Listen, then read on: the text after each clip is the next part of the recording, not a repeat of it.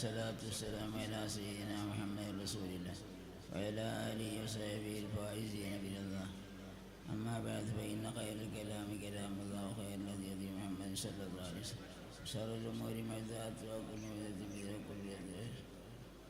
أعوذ بالله من الشيطان الرجيم. بسم الله الرحمن الرحيم. إن الله يأمركم بالعدل والإحسان وإيتاء ذي القربى. പ്രിയമുള്ള ഈ മക്കാമിൻ്റെ പരിസരത്തുള്ള മഹാന്മാരെ, നിങ്ങൾക്ക് കിട്ടിയത് വലിയൊരു ഭാഗ്യമാണ്. മഹാനായ സുൽത്താനുൽ ഉലമ ഖാദിയായി കിട്ടിയെന്നുള്ളത് ഇവിടുത്തെ പോയ താജുൽ ഉലമ പോലത്തെ വലിയ വലിയ ആളുകൾ പോയ സ്ഥാനത്ത് കിട്ടിയത് വലിയൊരു ലാഭമായിപ്പോയി. അതിന് ശുക്ർ ചെയ്താൽ മതിയാവില്ല. അതുകൊണ്ട് അല്ലാഹു സുബ്ഹാനഹു വ തആല ഇദ്ദേഹത്തിന് ഈ ഖാദി സ്ഥാനം ഏറ്റെടുത്ത് വേണ്ടമാതിരി ചെയ്യാനുള്ള ആവത് അല്ലാഹു തആല കൊടുക്കട്ടെ. ഖാദി 3 ഖാദിയായിട്ടാണ്.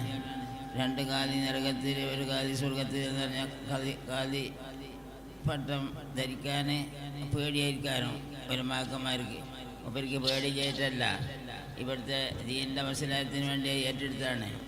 ഇവർക്ക് വേണ്ടി 2 ഖാദി 3 ഖാദി പറഞ്ഞാൽ 2 സത്യം അറിയാതെ വീഴ്ച ആളും നരകത്തിലാണ്, സത്യം അറിഞ്ഞുകൊണ്ട് അതിൻ്റെ എതിരിൽ വീഴ്ച ആളും നരകത്തിലാണ്, പിന്നെ സത്യം അറിഞ്ഞ് സത്യം അനുസരിച്ച് വിധിക്കുന്ന ആൾ മാത്രമേ സ്വർഗത്തിലുള്ളൂ. ഇങ്ങനെ 3-ൽ 2 നരകത്തിൽ 1 സ്വർഗത്തിൽ. ഇതാണ് ഖാദി വകുപ്പിൻ്റെ പിന്നെ ആദർശം. നോക്കുമ്പോൾ ഖാദി ഏറ്റെടുക്കാൻ എല്ലാവർക്കും പേടിയുണ്ടാവും. അതുകൊണ്ട് മഹാനായ പിന്നെ സുൽത്താനുൽ ഉലമ ഇത് ഏറ്റെടുത്തത് നാട്ടിൻ്റെ മസലഹത്തിന് വേണ്ടി, സുന്നത്തി ജമാഅത്തിൻ്റെ നിലനിൽപ്പിന് വേണ്ടി ഇത് ഏറ്റെടുത്തതാണ്. ഈ ഉസ്താദായിരിക്കുന്ന ബഹറുൽ ഉലൂം ഖാദി സ്ഥാനം ഏറ്റെടുത്തിട്ട് ചെയ്യുന്നു. ഇവർക്ക് പേടി കൊണ്ട് ഏറ്റെടുത്തിട്ട് ചെയ്യുന്നു. ആ ഉസ്താദ് പറഞ്ഞാണ്, എന്താ എല്ലാവർക്കും സുന്നത്തി ജമാഅത്ത് പറയാൻ അധികാരമുണ്ട്, എന്താ എ പിക്ക് പറഞ്ഞൂടെ? എന്താ ഒരു കൂട്ടക്കാരെ എതിർത്തപ്പോൾ മൂപ്പർ പറഞ്ഞ് എ പി പറയട്ടെ എന്ന് പറഞ്ഞിട്ട് അത് കൈ ആട്ടി അങ്ങനെ പറയാൻ ഉസ്താദന്മാരൊക്കെ സമ്മതം കൊടുത്ത ആളാണ് മഹാനായ സുൽത്താനുൽ ഉലമ. അതുകൊണ്ട് നിങ്ങൾക്ക് ഖാദിയായി കിട്ടിയത് വലിയൊരു ഭാഗ്യമാണ്. അതുകൊണ്ട് ശുക്ർ ചെയ്താൽ മതിയാവില്ല. അൽഹംദുലില്ലാഹി അലാ കുല്ലി ഹാൽ. ഇവിടെ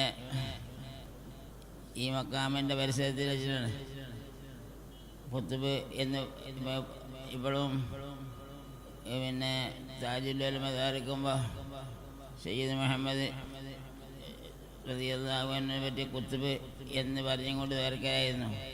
അപ്പോൾ ഇദ്ദേഹം ഖുത്ബാണ്, മദീനത്തിൽ നിന്ന് വന്നതാണ്.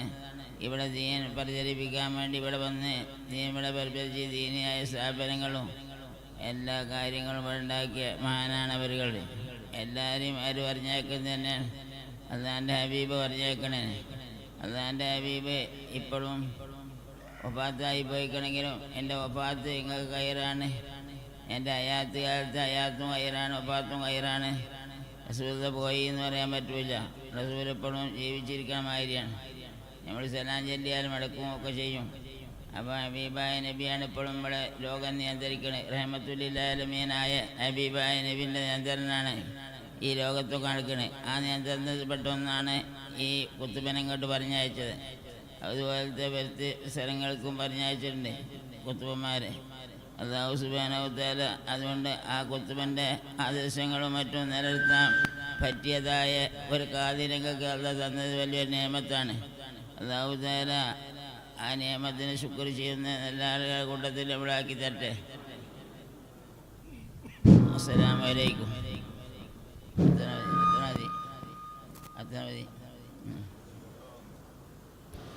സയ്യിദ്